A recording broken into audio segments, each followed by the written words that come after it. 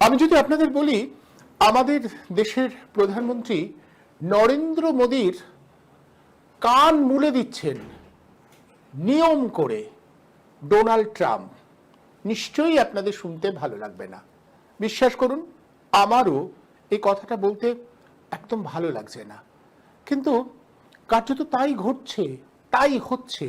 বারবার বারবার Donald Trump একেবারে কান মুলে দিচ্ছেন নরেন্দ্র দামোদর দাস মোদীর। কেন বলছি বলুন তো? কথা বলছি, তার ব্যাখ্যা আছে। আক্ষরিক অর্থে নিশ্চয়ই নয়, কিন্তু যে কাজটা ডোনাল্ড ট্রাম্প বারবার করছেন তাতে কান মোলা খাচ্ছেন নরেন্দ্র মোদী, বারবার কান মোলা খাচ্ছেন। Well, we're negotiating right now, and it's also BRICS. You know, they have BRICS, which is basically a group of countries that are anti the United States, and India is a member of that, if you can believe it. It's an attack on the dollar, and we're not going to let anybody attack the dollar. So it's partially BRICS, and it's partially the trade situation. It's the deficit. We had a tremendous deficit. So, as you know, Prime Minister Modi is a friend of mine, but they don't do very much business in terms of business with us. They sell a lot to us, but we don't buy from them. You know why? Because the tariff is so high. They have one of the highest tariffs in the world. Now they're willing to cut it very substantially, but we'll see what happens. We're talking to India now. We'll see what happens. It doesn't matter too much whether we have a deal or whether we charge them a certain tariff, but you'll know at the end of this week. আর কি আশ্চর্য জানেন, এই কান মোলা খাবার পরেও তিনি সেভাবে প্রতিবাদে গর্জে উঠতে পারছেন না। অথচ কত কিছু বলেছিলেন তিনি, 56 ইঞ্চির ছাতি, কত কথা, অথচ বারবার কান মোলা খাচ্ছেন। আবারও বলছি, আমার বলতে ভালো লাগছে না, কিন্তু তবুও এটাই ঘটছে। কিভাবে ঘটছে বলবো। অত্যন্ত গুরুত্বপূর্ণ কিছু তথ্য, কিছু বিষয় আপনাদের সামনে রাখবো, এবং তার জন্য আমার এই ভিডিওটা আপনাদের শেষ পর্যন্ত দেখতে হবে। নমস্কার, আমি অনুপম, দ্য বেঙ্গল টুডেতে আপনাদের সবাইকে স্বাগত জানাচ্ছি। আবারও আপনাদের বলা, আমাদের কমেন্ট বক্স খোলা থাকে, আপনাদের মতামত আমাদের জানাবেন।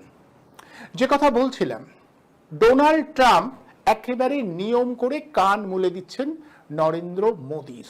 ভেবে দেখুন, সেই পাহেলগাঁয়ে যে ঘটনাটা ঘটেছিল,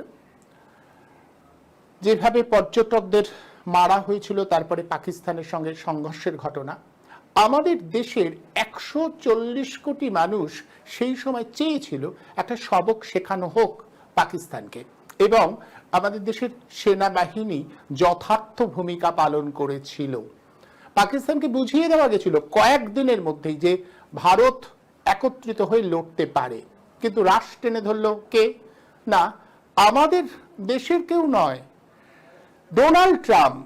তিনি জানিয়ে দিলেন যে সিজ ফায়ার হয়ে গেছে, অর্থাৎ পাকিস্তান এবং ভারতের মধ্যে আর কোনো সংঘর্ষের ঘটনা ঘটবে না। আমরা অবাক হলাম।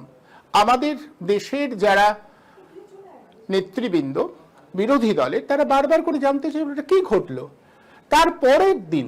তারপরের দিন অর্থাৎ ডোনাল্ড ট্রাম্প যেদিন এটা ঘোষণা করলেন যে সিজ ফায়ার হয়েছে ভারত আর পাকিস্তানের মধ্যে, তার পরের দিন নরেন্দ্র মোদী জানালেন যে পাকিস্তান নাকি শরণ নিয়েছিল, ভারতের শরণ নিয়েছিল, তাদের কোমর একদম ভেঙে দেওয়া গেছে, তারপরে বাধ্য হয়ে তারা একেবারে আত্মসমর্পণ করে, আমাদের দেশের প্রধানমন্ত্রীকে নাকি ফোন করেন, এবং তারপরে তারা সিদ্ধান্ত নেন আপাতত পাকিস্তানকে রেহাই দেওয়া হচ্ছে। আমাদের প্রশ্ন কেন? এবং এটাও প্রশ্ন, ডোনাল্ড ট্রাম্প আগে থেকে বলে দিল কি করে? আপনি তাহলে বলুন যে ডোনাল্ড ট্রাম্প যেটা বলেছে সেটা ভুল, মিথ্যে। না, নরেন্দ্র দামোদর দাস মোদী তখনও সে কথা বলেনি। আর সম্প্রতি আমাদের সংসদ অধিবেশন চলছে, সেই অধিবেশনে এটা নিয়ে তর্ক হচ্ছে। সিঁদুর বলে যে সংঘর্ষের ঘটনা ঘটেছিল ভারত পাকিস্তানের মধ্যে, সেটা নিয়ে আলোচনা চলছে। সেই আলোচনায় বারবার করে এই প্রসঙ্গটা এসেছে যে কেন ডোনাল্ড ট্রাম্প আগে থেকে ঘোষণা করবে, আমাদের দেশের আভ্যন্তরীণ বিষয়, আমাদের দেশ কি সিদ্ধান্ত নেবে সেটা ডোনাল্ড ট্রাম্প কি করে বলে দিল। আমাদের দেশের স্বরাষ্ট্রমন্ত্রী, আমাদের দেশের প্রতিরক্ষা মন্ত্রী, আমাদের প্রধানমন্ত্রী কিছুতেই এটা বললেন না যে ডোনাল্ড ট্রাম্প যে দাবি করেছে সেটা সর্বৈব মিথ্যে, একদম মিথ্যে কথা বলছেন। এটা বলবার সাহস ওনাদের হয়নি। বললেন আমরা নিজেরা সিদ্ধান্ত নিয়েছি। প্রশ্ন যে পাকিস্তানকে সবক শেখানোর বদলে তারা পিছিয়ে এলেন কেন, কিভাবে? তার কোনো তথ্য পরিসংখ্যান আমাদের দেশের এখন যারা দায়িত্বে তারা দিতে পারেননি।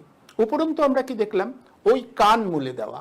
ডোনাল্ড ট্রাম্প আবারও পার্লামেন্টে যখন আমাদের প্রধানমন্ত্রী বলছেন যে কারোর কথায় আমরা সিজফায়ার করিনি, তারপরেও ডোনাল্ড ট্রাম্প জানাচ্ছে যে আমি ওদের বাধ্য করেছি, কারণ ওরা বাণিজ্য করে খেতে হবে, ওদের বলেছি যদি বাণিজ্য করতে চাও যুদ্ধ বন্ধ করো, এবং সেই যুদ্ধ বন্ধ করতে ওরা বাধ্য হয়েছে। একবার না, বারবার বলেছে। কিন্তু কি আশ্চর্য দেখুন, নরেন্দ্র দামোদর দাস মোদী তিনি কিছুতেই ডোনাল্ড ট্রাম্পের নামটা মুখে আনবার সাহস করতে পারেননি। অথচ ডোনাল্ড ট্রাম্পকে আমার বন্ধু বলে কত কথা তিনি বলেছিলেন। এমনকি মনে করে দেখুন, কিছু পিছনে চলে যান, স্মৃতিকে একটু ঝাঁকুনি দিন, দেখবেন মনে পড়বে যে সমস্ত শিষ্টাচার, বৈদেশিক যে রীতিনীতি, সমস্ত কিছু উপেক্ষা করে ইসবার ট্রাম্প সরকার এই স্লোগান তুলেছিলেন নরেন্দ্র মোদী। আর সেই বন্ধু ডোনাল্ড ট্রাম্প তার সাথে কিরকম ব্যবহার করছে। এ তো গেল কিছু আগের ঘটনা, আপনারা সবাই জানেন। কিন্তু ইদানিং মাত্র একদিন আগে আরো একটা ঘটনা ঘটেছে। ভারতের অর্থনীতিকে মৃত অর্থনীতি বলেছেন ডোনাল্ড ট্রাম্প, যেটা অন্তত এখনো পর্যন্ত রাহুল গান্ধী, যাকে নরেন্দ্র মোদীর প্রবলতম সমালোচক বলে এদেশে মানা হয়, সেই রাহুল গান্ধী বলেননি এখনো যে এদেশের অর্থনীতি মৃত। ডোনাল্ড ট্রাম্প জানিয়ে দিয়েছেন, গতকাল পরিষ্কার জানিয়ে দিয়েছেন যে ভারতের অর্থনীতি মৃত। ওই মৃত অর্থনীতি নিয়ে ওরা কি করবে ওরা ভাবুক। শুধু তাই নয়, ভারতের বাণিজ্য ক্ষেত্রে তিনি শুল্ক চাপিয়ে দিয়েছেন, 25% বেশি শুল্ক চাপিয়ে দিয়েছেন ডোনাল্ড ট্রাম্প, এবং বলেছেন এরপরেও যদি রাশিয়ার সাথে ব্যবসা চালিয়ে যান, এবং রাশিয়ার সাথে যদি ব্যবসা চালিয়ে যায় তাহলে তাকে ক্ষতিপূরণও দিতে হবে। এইভাবে দিনের পর দিন ডোনাল্ড ট্রাম্প আমাদের দেশের প্রধানমন্ত্রীর কান মুলতেই থাকছেন, মুলে দিচ্ছেন কান, কিন্তু কিছুই করতে পারছেন না। শুধু আমরা কথা শুনছি। আবারও বলা, সত্যি কি ভালো লাগে এভাবে? এটা শুনতে বা দেখতে আমাদের ভালো লাগে যে ডোনাল্ড ট্রাম্প নিয়মিত অপদস্থ করবেন আমাদের দেশের প্রধানমন্ত্রীকে। তিনি যে দলেরই হোক না কেন, দলের আমরা সমর্থন নাও করতে পারি, কিন্তু এই পদটা, চেয়ারটা তো খুব দামি। আমাদের দেশের প্রধানমন্ত্রী তার যেভাবে অপদস্থ হচ্ছে, যেভাবে তিনি অপদস্থ হচ্ছেন বারবার ডোনাল্ড ট্রাম্পের কাছে, অন্তত একবার যদি সাহস করে ডোনাল্ড ট্রাম্পের নাম নিয়ে বলতে পারতেন যে না আপনি এটা ভুল বলছেন, তাহলে বুঝতাম তার মুরদ আছে। উনি আবার ইন্দিরা গান্ধীর সঙ্গে নিজের তুলনা করেন। কোথায় ইন্দিরা গান্ধী আর কোথায় তিনি? ইতিহাস তো সাক্ষ্য দেবে। যদিও তারা ইতিহাসকে মুছে দেওয়ার চেষ্টা করছে, গায়ের জোরে, প্রচারের জোরে, অন্ধ ভক্তদের নিয়ে ইতিহাসকে মুছে দেওয়ার চেষ্টা করছেন, কিন্তু কার্যক্ষেত্রে সত্যি কি সেটা মোছা যায়? ইন্দিরা গান্ধীর ভূমিকা আর আমাদের নরেন্দ্র মোদীর ভূমিকা আমরা তো দেখছি। তিনি সামনে বসে রয়েছেন, সেই অবস্থায় ভারতীয়দের কিভাবে আমেরিকা থেকে হাতে একেবারে শেকল বেঁধে এদেশে পাঠিয়ে দেওয়া হয়েছিল আমরা দেখেছি। এরপরেও সত্যি কোনো সম্মান আমাদের দেশের প্রধানমন্ত্রীর অবশিষ্ট থাকে? দেখতে বড় খারাপ লাগে। মুখে অনেক কথা বলেন, কিন্তু কার্যক্ষেত্রে তিনি যে আসলে খুব ভীতু, খুব শির দ্বারা সোজা না থাকা একজন মানুষ, সেটাই তো সামনে আসছে। আবারও বলছি, নরেন্দ্র দামোদর দাস মোদীর পিছনে প্রধানমন্ত্রী হিসেবে, আমাদের দেশের প্রধানমন্ত্রীর পিছনে 140 কোটি মানুষ আছেন।